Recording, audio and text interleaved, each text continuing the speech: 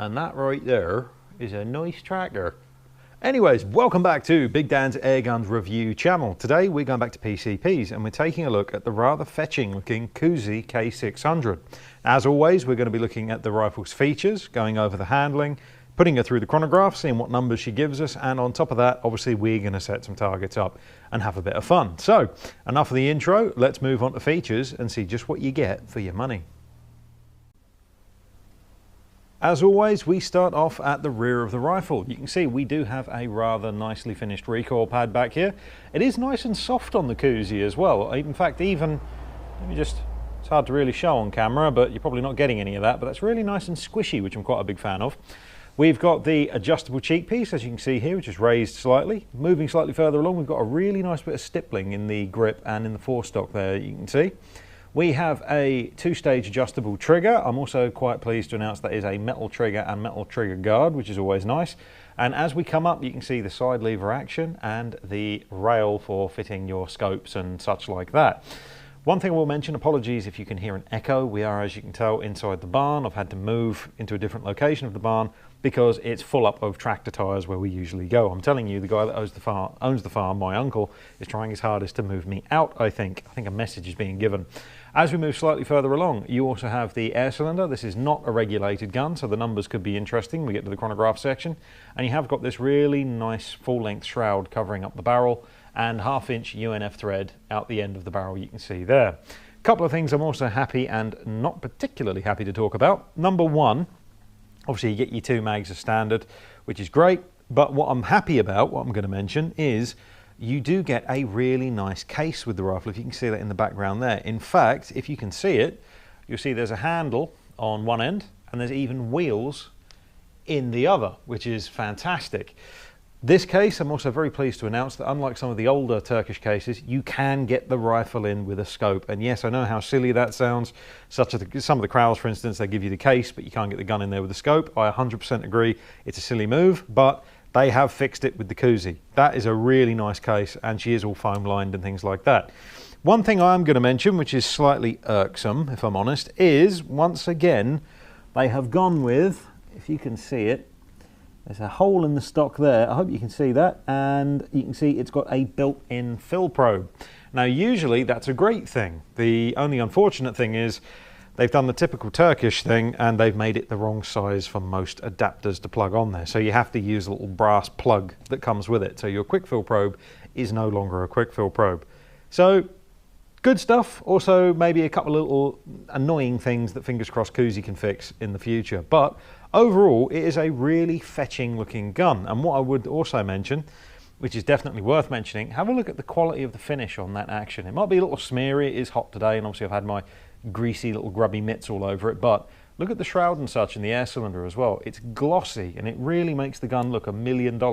Some of the other Turkish guns, again, not knocking them, but the Crowls and even the Reximexes that you know I was a massive fan of, I've got like a very sort of matte sort of finish with no real nice bits on it, we'll put it that way. This is genuinely, they went the extra mile with that and it looks fantastic, it really does.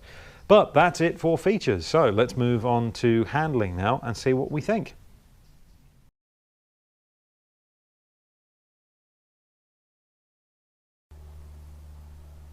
Right then, so loading the mag. If you've ever seen a Reximex or Crowl mag loading video, skip ahead now because you already know how this works. So essentially, if you take a look at the mag, you'll see here there's an arrow showing clockwise. That is for the tray on top of the magazine. You're going to want to spin that, and that puts that spring under tension in the mag. Try not to let go of it because sometimes that can slam closed and it can actually cause damage to the magazine. So what you're going to want to do, hold it in place just like this. I do recommend with your middle finger just putting it behind the hole that you can see through here, so if a pellet does drop in a bit harsh, it won't fall out the other end. So you just stuff that in there like that, and then you'll feel that the spring tension is now held under the basically held in place by that pellet. So then after this, you can simply load the rest straight through the top like so, and you're pretty much, when you're done, ready to rock and roll. So mag loading, actually really quite simple, and it's quite nice on the mag. You can see you've got a pellet counter on there as well, which is quite handy. But with that done, you're ready to rock and roll. So let's chuck a scope on there, and let's take a look what the Kuzey's like actually in the shoulder. Okay then, so handling with the K600, what do we think? Well, it's a bit of an odd creature, and the reason why I say that is, obviously I picked it up before we've had the scope on. Without a scope on, you would think this was going to be one of the most nose-heavy guns that we've had on the channel. It's got a lot of heft up front when you pick it up, but the thing is, it's kind of deceptive, because when you put the scope on there, it shifts the weight back, and this is not a small scope, that's a Konus Empire we've got on there, so she's a big lump on there. But usually you'd expect it to make the gun feel heavier. It doesn't. The gun feels a hell of a lot lighter, if anything, simply where it shifted the weight back into your shoulder. And you can, there you go, my right elbow is not even resting on my other knee. You can hold that so steady.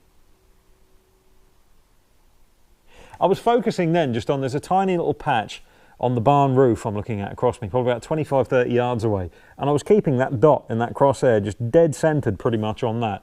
It's a lovely balanced thing. In fact, if we do there we go, the balance test. So I'm barely gripping it. You can see it's just basically the webbing on my finger there that's holding it. You see it's dipping down slightly now, but if we bring that, in fact, I think it's the way I was cradling it, to be fair. Hang on, let's give that another go. If you look at that, she's pretty much dead on. You can see I'm barely touching that. That's just literally me doing this. That is a lovely balanced gun with a scope on.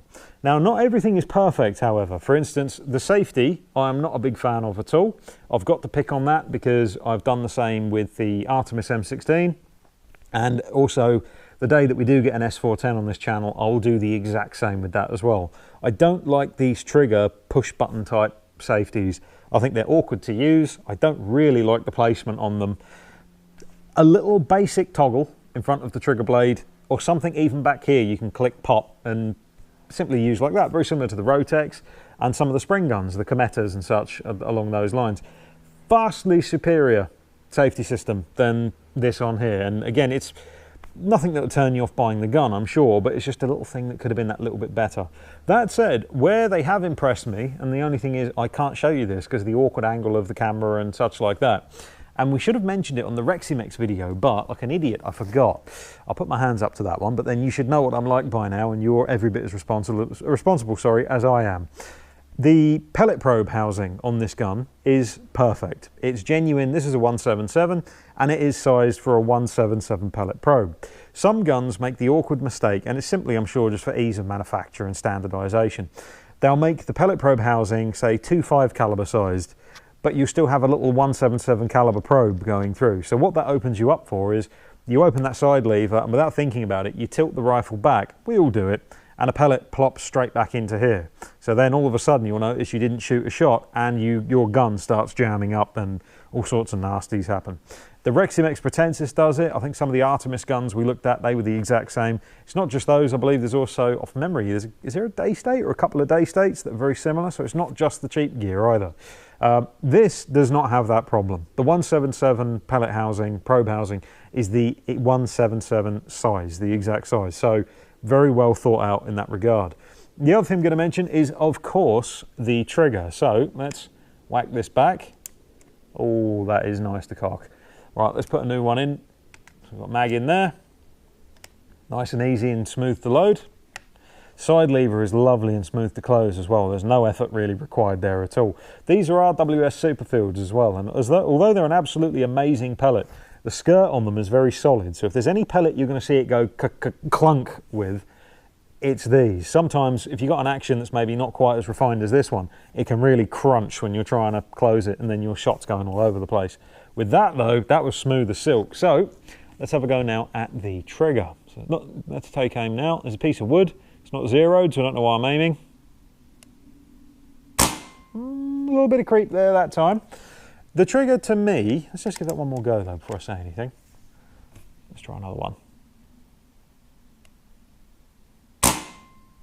To me, it feels like it is more of a single stage than a two stage. It feels a little bit like there's some machine marks on one of the trigger series. In fact, I'm willing to bet if we took this off and had a look, because this has the sort of cassette style trigger unit types, you can just take the trigger unit off as a solid lump, which is another good idea for this. Makes it very easy to look at and service and tweak and tune essentially. The thing with this is, I wouldn't be surprised, like I said, if there's a few little notchy bits on one of those sears that just need a little bit of polishing off, and then that would be a lovely smooth trigger. The blade on there is nice anyway, and you can definitely, I'm willing to bet, fire it with the little finger. So although I've had that little criticism, there you go, there's a little notch there, did you see that? But although I've given it that criticism, it's still little finger light. Ready? If we take aim, if you can see my little finger, that is anyway, make sure it's safe. See that there? It's not heavy at all. It's just a little bit notchy and just maybe not quite as good as it could be. Is it as good as the Kral and Reximex trigger? I'm going to say no. Could it be as good as the Kral Reximex trigger? Yes. In fact, if you like them traditional blades, this is a really nice one, and genuinely it might even be able to be, with some polishing, better than those other triggers. But that's not what we got out the box, so that's what we're going to show off. But overall, handling wise, I'm a very happy chap. The adjustable cheek piece is stunning. The stippling on there is really nice, and you can genuinely feel it as well. And on top of that, I do find the more I look at it, the more I start falling in love with it. That is a quality made gun, it really is. Not perfect with the safety and such, but no gun is. But that's it for our handling section. It's a lovely solid feeling thing as well. That's it for our handling section. Let's move on now to chronographing. So let's whack that out and see what numbers we get.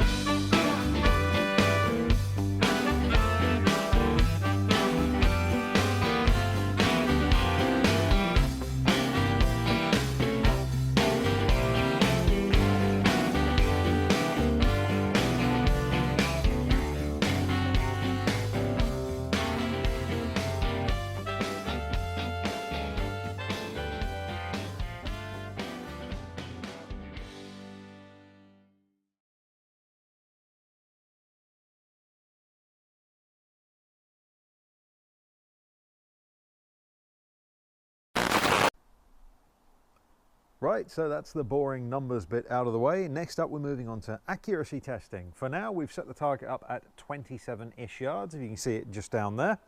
And what we're going to do is we're going to keep it all on film this time. Usually we do this behind the scenes, but I thought, do you know what? Let's get some more shooting on camera. So we've got the Kuzey, we've just given her a juice up. Hopefully you might be able to see that on the gauge there. And we've got a different smattering of pellets on the go. Now, in the middle, we have our more sort of, not higher end, but more sort of typical pellets. So we have the Norma Golden Trophy Heavy FT, they're 9.1 grain. JSB Exact lead free, I was tempted to put that in the oddballs section, but to be fair with you, they have actually behaved pretty good when I've tested them off camera. H&N Field Target Trophy, you can't go wrong with FTTs. RWS Superfields, good old Superfield, and Remington Thunder Barracuda, or the same as H&N, not FTT, H&N Barracuda, sorry. We do have some oddballs. In fact, we've almost got two sets of oddballs at this moment in time. You could say I have a pair of oddballs even. On the left, we have the RWS Diablo Basic. They're sort of like a range pellet, very lightweight, only 7 grain. Quite basic, flathead, but could be interesting, see how they do. And some good old marksman pointed pellets, because do you know what? Why not? This is where things get even more odd, however. I mean, JSB heavy Diablos. Heavies aren't exactly odd as such, but we're going to use these as a benchmark. That is an FTT, I believe, sat next to it. You can see the difference in the pellet there. They're 10.34 grains, but I thought, you know what? Let's see if we can do heavier. So next to this now is an RWS Power Bolt, which comes out at 14.2 grains. You can already see the height difference there. However, if you think that's big, take a look at the H&N Sniper Magnum, which is essentially, I think, a ballistic missile sat next to the rest of them. That is ginormous. It also looks like something else, but I won't go into that, at least in my imagination anyway. But again, we won't go there. So we've got our pellets now. We're going to film each group that we can do. We'll do, say, 5 or 6 shots, see which pellet group's the best, and then after that we'll push it out to 40 yards and see how we do then. So let's get the camera out and let's have a bit of fun.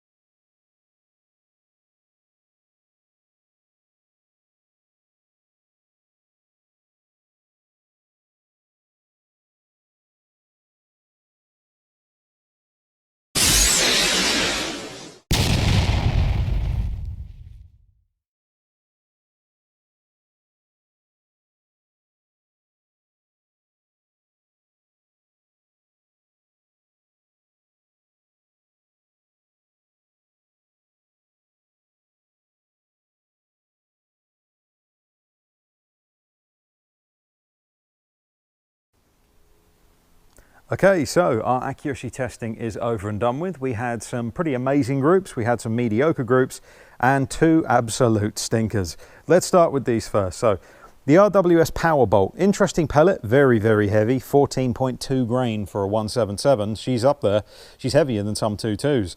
We had 2 pellets through the same hole here, we had 2 off to the side and 1 up high. That's not exactly going to set the world on fire, is it? The marksmans were even worse. I think I've seen shotguns with a tighter group than what we had here. Not knocking the pellets, they are cheaper of course, and on top of that, through certain spring guns that we've actually shot off camera, they've actually done pretty well, which is one of the reasons we included them here. Sadly didn't do the business today. Our mediocre groups, the FTTs were a bit of a letdown. I was hoping they would have been a bit better than that. They're a little bit all over the place, but I wouldn't say usable, but they're not terrible. Slightly further along, the Superfields did a little bit better. In fact, the main cluster is actually under a 5p piece, but we've just got this one flyer off to the right here. Could have been me, could have been the pellet, who knows, but it sadly didn't do as well as we'd hoped. And we have the RWS Diablo Basic. Now the thing with these is, you got to bear in mind, this is about 5 or 6 quid a tin. They're a target range sort of plinking pellet almost. It even says on the tin, basic line, if you can read that there. But I think we had 3 in this hole, 1 here and 1 here. And if we get the 5p down again, how good would that have been if that would have been in there? And it shows the barrel on this gun is actually very friendly when a basic-ish pellet like that. Don't get me wrong, RWS, they are still made well despite the price, very well. But when a semi-basic pellet like that can group that well, that has got a lot of potential. And I think the tuners are going to absolutely go to town on the Kuzeys. There's so much potential to eke out of these. But our best pellets, we have the Remington Thunder Barracuda, or H&N Barracuda. You can see there, that's 5p all day long, just for confirmation. There we go. The JSB Exact Heavy Diablos. This is a very good group. In fact, you can see there, height-wise, it's a bit shorter than a 5p piece, but width-wise, that's my little fingernail, I assure you. And you can see there, it's pretty much the same width as a little fingernail. So very impressive, it must be said. Next up, we have the Normas, which is sort of an odd reversal of the JSB Heavy Diablo in the way that there's no vertical spread at all.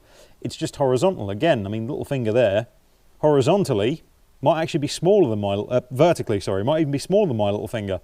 Horizontally, just a bit off the 5p. Put that on there, and you can see that is gone.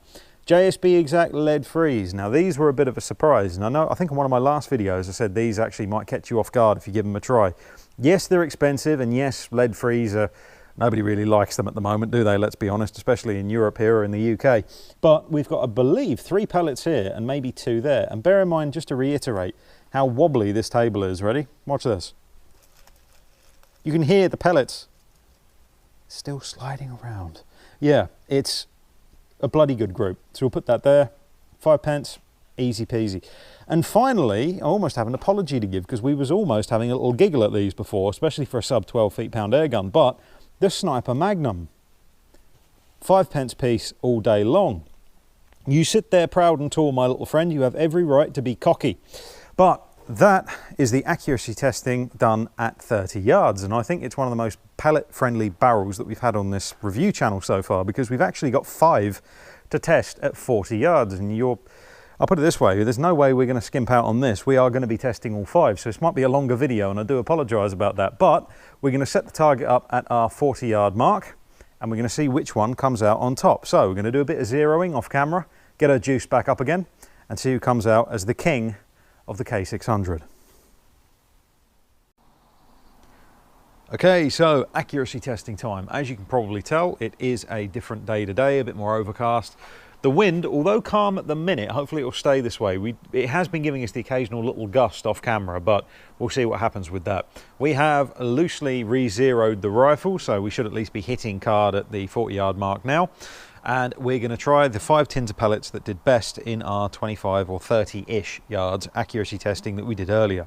So let's put them through the gun and let's see which one comes out on top for our final accuracy test of the Kuzey K600.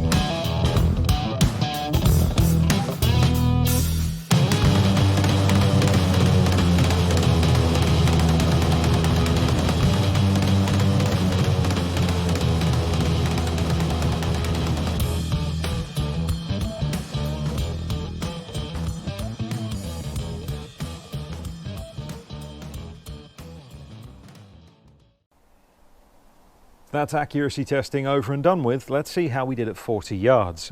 Bit of a mixed bag. First thing we're going to say is the JSB lead freeze that you can see there and the grouping on the card. We did try cheating a little bit. Well, not cheating, but I thought I'd give them a second chance because like I said, we did get a couple of gusts of wind come through here. It's a little bit on and off today. And I thought the first group that we did, that we actually got on camera, we maybe could have done better. And as you can see by the card here, no, we couldn't. It's every bit as bad as the first one, so we gave up. So the JSB lead freeze are in the sin bin at this moment in time, all on their own. So the next up we have the Remington Thunder Barracuda, or H&N Barracuda, and the Normas. Now the Barracudas, we had one shot went way left, probably me pulling it to be fair, because it's way away from the normal group. And we've got 3 shots in this little hole here, and 1 shot just off to the right. So it does show some pretty mega potential. So if we put that down there, you can see she's a 20 pence group if you bar the shot off to the left. Again, that's up to you at home, whether you want to include that or not. As we move on, however, we have the star of the show, which are the Norma pellets. The Normas did phenomenally well. Now, it looks a little messy at the moment, but you have to bear in mind this is zoomed in. If we get our 5 pence piece down, our 5 pence of truth, as I like to call it, you can see she is a 5 pence group all day long. And again, 40 yards in outdoors, only slightly to be fair, but gusty conditions, that's not bad at all, is it? As we move on, we also have the H&N Sniper Magnums, which, to give them credit, at 27 yards we were shooting at earlier? At 27, genuinely weren't too bad at all. At 40, however, I think the weight and our power restrictions just let them down and they were just tumbling out the barrel towards the end. So we gave up with those pretty quick. Now with these, I do have a confession, and you probably know my thought process as I was shooting it. You probably know me by now if you're on this channel. We had a really good cluster going with the JSB heavies, but then we had one shot, a bit of a flyer off to the left. Again, could have been a pull, a bit like the Barracuda. It's similar, way off to the left. So I thought, do you know what? I'm going to put a 6th shot down there, and it's going to go straight through the middle of those 4 shots there, and then I'll go, aha, take that. It's just me pulling it, all that sort of thing. Look how pretty this is. Well, it didn't happen, did it? And it went low. I would have been better off if I didn't have the 6th shot, but at the end of the day, it is what it is. So if we plonk that there, you can see she is, if I just bring that down a tad, she is pretty much a 20 pence group all day long. And again, that's not bad. 20 pence is far from a terrible group. I mean, if we just put it down here and have a look at for those abroad, you can see there the 5 pence is pretty tiny. The 20 pence isn't really that much bigger. So it's definitely got a ton of potential for accuracy. The main thing I'd mention is this gun is pretty much out of the box brand new. We had a couple of shots off camera on a very windy day just to see how she did. Just basically to make sure the gun's okay, the power's fine, all that sort of thing. Just a few shots and then we'd get the filming. And to be fair with you, when this is run in and the barrel's being, say you clean the barrel through and then you either feed it strictly Norma or JSB heavy, I'm willing to bet it would get very, very close to that Reximex we shot on this channel, the Pretenters, where we had little fingernail sized groups at 40 yards. But again, those are just my thoughts on the matter. You might completely disagree. But overall, accuracy wise, 40 yards, not a problem at all. It is a bloody accurate bit of kit. So that's it for accuracy testing. Let's move on now to the final verdict and see just what we really think of the Kuzey K600. Okay, so the K600 final verdict. What do we think? First thing we're going to do, we're going to get the negatives out the way because we're evil. First thing I'm going to say is it's not light. It's definitely got a little bit of heft to it. With the scope on there, as backwards as it sounds, it actually feels like it brings the weight down a tad as it shifts the balance more into your shoulder and it's more centrally balanced. Without the scope, you'll feel it yourself. When you shoulder it, the weight is mainly in your leading hand. It's definitely a little bit nose heavy. Now, as someone who shoots spring guns, underlevers and things like that, I actually quite like that. I think that's quite good. It makes it feel like more of a solid bit of kit. But if you're looking for your next maybe walked up shooting type gun, around the field, stalking, things like that, this might be a little bit hefty for that sort of job. You might be better off looking at a Pretensis or something along those lines. What I will mention as well is the trigger. The trigger's not actually bad. Again, it's a nitpick thing. It's a horses for courses thing. It just needs tweaking slightly. This is out the box. We've not touched this at all, but there's a little bit of notchiness in the pull. So instead of being a nice smooth, then bang, it's like dut, dut, dut, then it'll break. Not heavy at all. No heavy pull weight. It's nothing nasty like that, and it's not creepy. It does genuinely break when you expect it to each time, which is good. The trigger blade itself is really nice as well.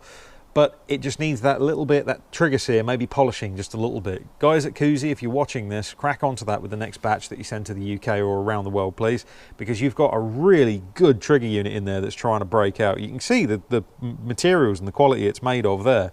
It is a step above the rest of the Turkish guns and such that we've had on here. It's a beautifully finished thing. The other thing I'm going to mention, which is dumb, I do not really like it, but it's a personal preference thing. The safety. Don't like the safety system put in the blade. I picked on the Artemis M16s and such for this, and when we get an S410 on this channel one day, I'm going to tear into that for the exact same reason. It's a terrible idea. Don't put the safety in the trigger blade, please. Put it on a little toggle either in front of the trigger, but safely out the way of it, or put it on the back of the action like some of the Webleys and Hatsands and things like that, and the little Kometas, of course. Much better idea than putting it in the blade. The other thing I'm going to mention, and again, it sounds like I'm really tearing this gun apart. I'm not, it's just little nitpicks. This one is stupid, and it's not the only gun that suffers from this. Kralls do it as well, and I believe off memory the Rexim X Acura was the same, but don't quote me on that. The built-in fill probe. Now, maybe in Turkey this fits, maybe even in America this fits, I don't know. But the built-in quick fill probe is too big for over here. Your whip that will come on most of your bottles and pumps and things like that will not plug onto the probe that's built into this gun. It's too thick. So they knew this was happening, so they sent a adapter to go with the gun to fill it up with. But you've made it a threaded end. If you do it again, if you don't want to change the probe in the gun, make the adapter that you plug in a quick fill style adapter. People these days are buying not just one PCP, because guns like these are so good, and I'll get onto the good bits in a minute, and sensibly priced, which please God they stay there, because what a lot of gun for the money. You're going to get more than one gun no matter who you are. No one usually just buys their one gun, and when you get two guns, quick fill is always better. You can just unplug one probe, plug the next one in. Having a design like this, it's like they tried a quick fill, but then made it the slowest, worst fill on the planet. It's not bad, it feels fine, but it's just setting it up. Apologies, we're rambling now, but you know what I mean. It gets under my skin. Now we get to the positive stuff. Now the good stuff is, unregulated gun and shot count is pretty damn good. If we move up, you can see she starts out full power. This was with the superfill pellets. As we go up to shot 60, you can see she's still 11 feet-pounds bang on. Apologies, there's a bit of a reflection there, that might be better for you. After this, it goes on for about 90 shots before it finally then starts dropping below the 10 feet-pound mark, where you then will start seeing it really dropping at the end of the range, especially if you zeroed it at full whack. Now with this, and why I actually like the Turkish guns, but this is mainly a preference thing, a lot of guns, again, like the S410 that we had, they'll have a power curve, so the power will start not low, but lower than it usually is. Then it'll creep up, say 180 to 120 bar, then die down again. The Turkish guns work in two ways, I've noticed. Way one, like this, it's full whack, and then it'll reach a point, shot 60, and then it'll start bleeding down. Or it'll be like the Rexim X, where it's got a step, and some of the Kralls are like this, so it's full power, it steps down to 10.9, then it's flat, and then it'll bleed off again. Again, not a negative at all, none of that, it's horses for courses. If you want to fill your gun up and off you go, the Kuzey will let you do that, or if you prefer to fill it to 180 and shoot 120, air arms and such, Gamo, they might fit you a little bit better. It's a preference thing, but it's worth mentioning. Spread wise, up to 60 shots, I believe the spread was around 25 FPS, but we'll get it written down when it comes to after the chronograph section, when this is actually edited and done all properly, or as proper as it gets for this channel. But now we move on to the really good parts, and this is what I love about this gun. Number one, it does what you want it to do, and that is give us tremendous accuracy. As you can see here, these were taken, I believe this group was done at this would have been about 160 bar. This one up here off memory would have been about 150-ish. So you can see she's definitely at 150. She's got plenty of accuracy to go. So that was our Normas 5-shot group, which fits under the 5p piece, no problem. If I just wiggle it the way that it needs to be, there we go. That's 5p all day long. And even the Barracuda, we had one where I pulled it way left, but even that is 20p. And most of the groups that we actually had at 40 yards, barring the lead freeze, which were terrible, and so were the sniper magnums, were actually 20p more or less groups, which is pretty impressive considering, like we said, it is a little gusty. Hopefully you can see the tree and such blowing there, and also the sting nettles and such blowing. It is impressive for considering the outdoors conditions and the fact I'm shooting off a backpack. But the other thing that's worth mentioning is this gun is nowhere near run in. If you gave this a barrel clean, and I'm tempted to keep this, and I say that about every video, but I do love this gun for a PCP. a barrel clean, let it in with the Norma, or the JSB heavies because they were good too, or Barracuda, I think you're going to potentially even match the Pretensis with little fingernail size groups. Again, I can't prove that at the moment. If I keep the gun, we will see if maybe we'll put it in another video when this has really been worked through and all that sort of thing, just running. We'll see. But accuracy wise, we have nothing to complain about at all. The main thing I love about the Kuzey, and it does stand well not well above, but it stands above even my beloved Pretensis for this, is the build. In fact, it stands above most budget guns for build, and even some of the premium gear when it comes to actually the way the thing looks. That stock, the way that's finished, as you can see that there, if I pan back a little bit, it's just such, and the rifle itself is just such a beautiful looking thing. The finish on there, I mean on the action and such, is flawless. Look at that. I mean, this has been messed about with a little bit. Obviously we've been shooting it and things like that, so it's had fingerprints and things all over and all that sort of rubbish. But the glossy finish is just such an eye-catching thing. It really, really is. And even the way that the action works, that side lever is solid, but so smooth at the same time. It's not like some where it feels a little bit maybe flimsy, a bit lightweight. Like the M16s were nice to cock, but it's not on the same level as this. It is just such a lovely put together gun. They need to refine that trigger just a little bit, but other than that, and obviously the quick fill thing, of course, but other than that, you've got an absolute winner on your hands with this one, and I cannot thank Range Right enough for letting us have a sponsored video review with this gun. I think the Kuzeys are going to be absolutely mega once people actually start giving them a chance, because the finish and such on them and the overall feel, it feels like you could knock fence posts in with it and it wouldn't even bat an eyelid. Don't do that, of course, but it's just such a solid, lovely, chunky feeling thing. And like I said, the finish is 10 out of 10. But anyways, we are rambling now. Like I said, a massive thank you to Range Right for sending this rifle for test. And obviously you do get the nice case with it and such as well. I cannot thank you enough. If there's any dealers watching this video, genuinely, if you're not dealing with them yet, have a chat with Range Right. They've got, obviously they import the Kuzeys, they do Kral, Reximex, and the Turkish guns, I think in the coming years are going to be the guns to genuinely look out for. When you consider a couple of years, or say 3-4 years back, the Turkish guns were, but people even said it, we've all heard it, budget, go buy and again, not knocking air arms, you know, I hold them very high regard, but go buy an air arms. I think things are going to change very, very soon. When you can see what guns like these can do and how they're made, I'll put it this way, people I think are going to start running out of excuses to say go buy the next premium shiny thing when this looks every bit as good, or guns like these, and they perform like this. But anyways, I'll end it there. Guys out there, have a chat with Range Right. They're absolutely superb people. With the Kuzey, get in touch with us at bigdansairguns.co.uk if you're in the UK and fancy your own one. As we've already said, we also test every single rifle that we have come in. If there's anything that maybe is misbehaving on the gun, we'll let you know straight away and we'll either get it replaced, repaired, you name it. We even test the magazines and we're happy to accuracy test for you as well. So you know you're getting a solid bit of kit. Thank you ever so much for watching and listening to that shameless plug at the end. And we'll see you next time.